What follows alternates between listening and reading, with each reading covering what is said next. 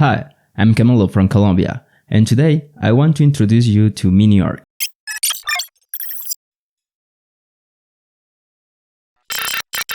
Mini-Orc is an open source platform that allows you to execute, monitor, audit, and orchestrate agents and automations built with Python or PowerShell.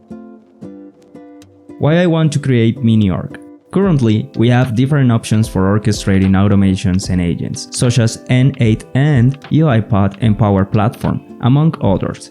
The problem with these platforms is that they are not completely open source or free. In many cases, you need to pay for a license if you want to use them commercially or resell them. I believe there is a room for a platform that allows people to orchestrate all of this in a completely free and open source way. Another issue I personally have with these platforms is vendor lock-in.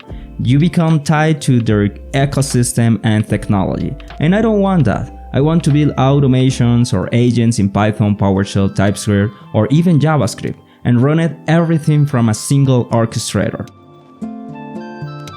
What I want to do with Mini-Orc? Initially, I want to keep a very clear scope for the project. I want to launch and monitor automation through distributed runners. I want to support Python and PowerShell scripts. I want a lightweight web interface to control automations. I want an open source, free, and modular system. Architecture. Let me show you my plan for the architecture.